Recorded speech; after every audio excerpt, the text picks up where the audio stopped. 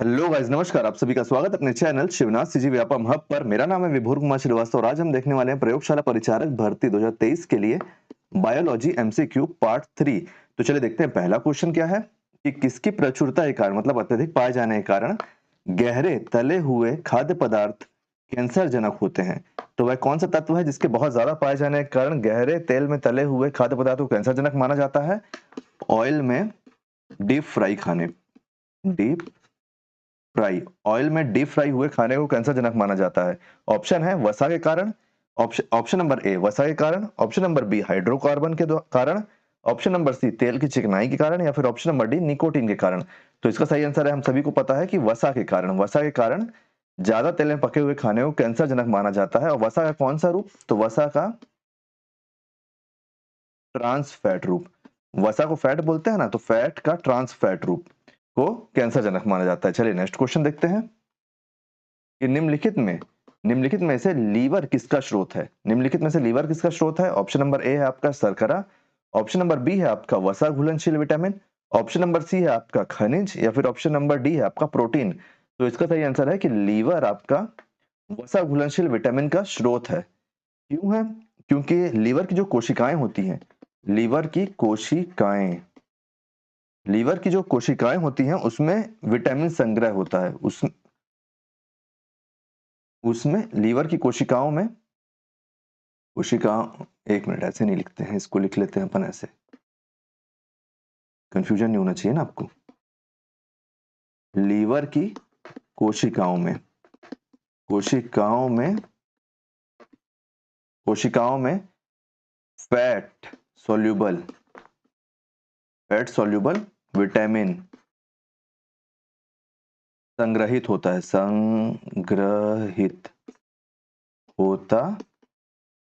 है। तो आपका जो वसा घुलनशील विटामिन है वो लीवर की कोशिकाओं में संग्रहित होता है, इसलिए लीवर को वसा घुलनशील विटामिन का स्रोत माना जाता है। तो आपका कौन कौन से ऐसे विटामिन है जो फैट में घुलनशील हैं, वो आपको पता होना चाहिए। तो ए है, डी है, ई है, डी है और के है। ए कौन कौन सा है? तो ए, एक मिनट, कौन कौन सा है इसको आप स्क्रीनशॉट ले लेना। ए, डी, ई और के, ये चार हैं जो ये आपके फैट में सॉल्यूबल विटामिन है। ठीक है, चलो नेक्स्ट क्वेश्चन।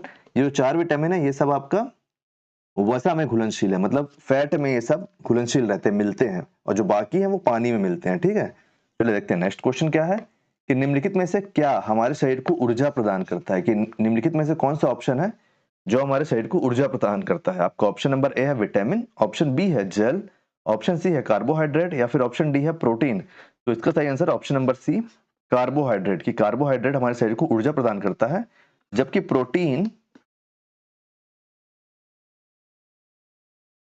प्रोटीन शरीर के ग्रोथ के लिए जिम्मेदार होता है, शरीर के ग्रोथ के लिए जिम्मेदार होता है। चलिए नेक्स्ट क्वेश्चन देखते हैं।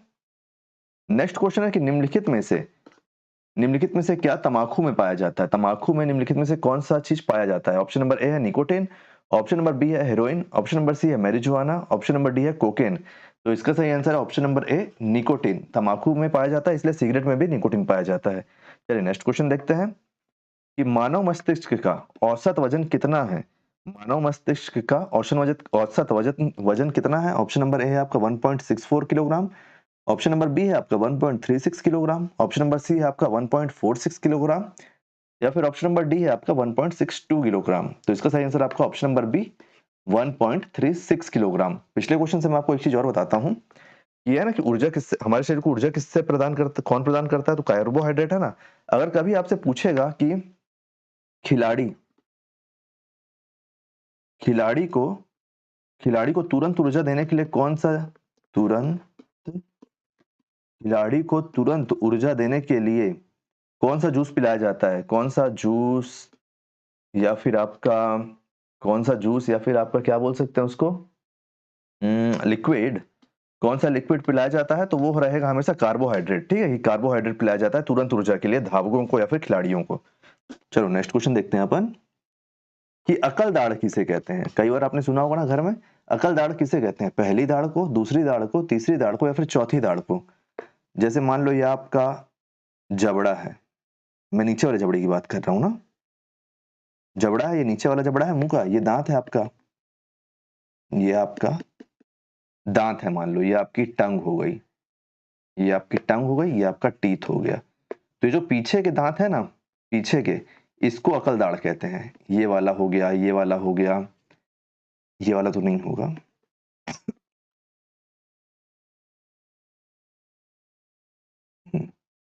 ये वाला हो गया और ये वाला हो गया। जो पीछे के दो रहते हैं ना, इनको अकल दाढ़ कहते हैं, और ऊपर वाले में भी पीछे के दो रहते हैं, ये सबसे आखिरी में आते हैं। सबसे, एक मिनट, सबसे आखिरी में आते हैं।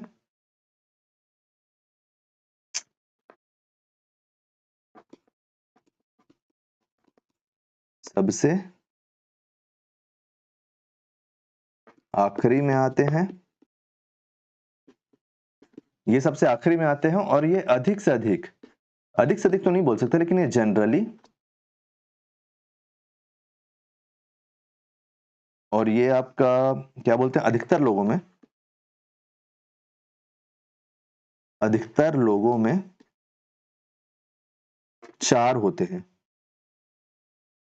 चार होते हैं, दो ऊपर दो नीचे, है ना, चार होते हैं, सबसे पीछे होते हैं, ठीक है।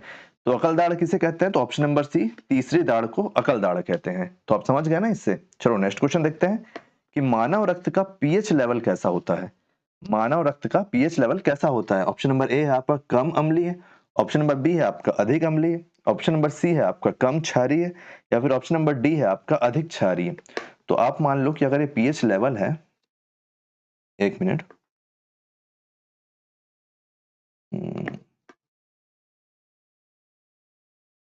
आप मान लो कि पीएच लेवल है, तो ये 7 है, मतलब सामान्य है ना। तो अगर 7 से कम रहेगा, 7 से अगर कम रहता है तो आपका क्या रहेगा, ये रहेगा अम्लीय। अम्लीय मतलब एसिडिक, एसिडिक है ना। और अगर 7 से ज्यादा रहेगा तो रहेगा आपका क्षारीय। एक मिनट,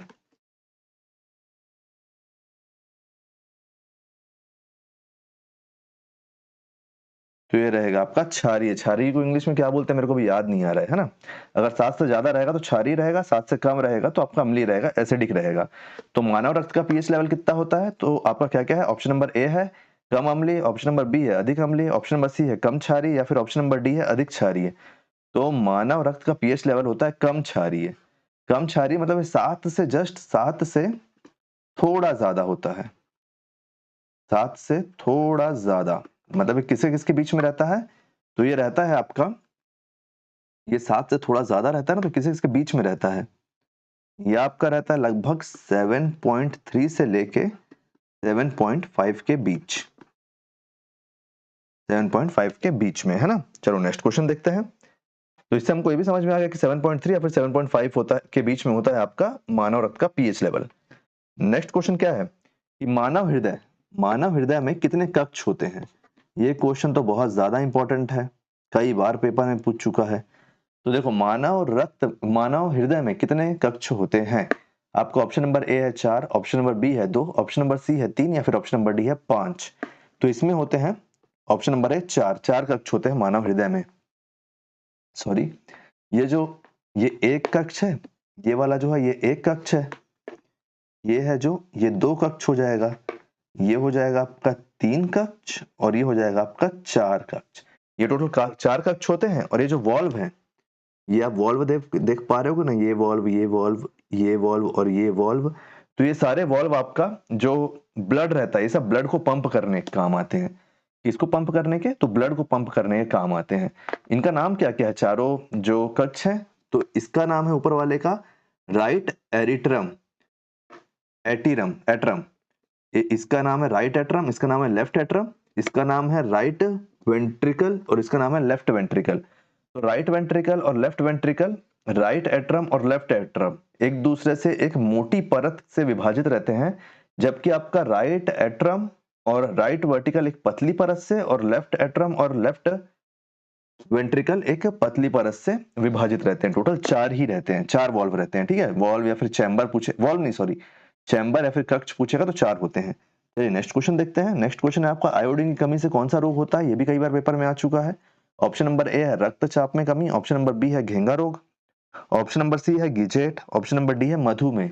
तो इसका सही आंसर है ऑप्शन नंबर बी घेंगा रोग। आयोडीन की कमी से घेंगा रोग होता है। आयोडीन हो गया क्या, ये आयोडीन है ना। आयोडीन की कमी से कौन सा रोग होता है, आयोडीन की कमी से कौन सा रोग होता है, तो घेंगा रोग होता है।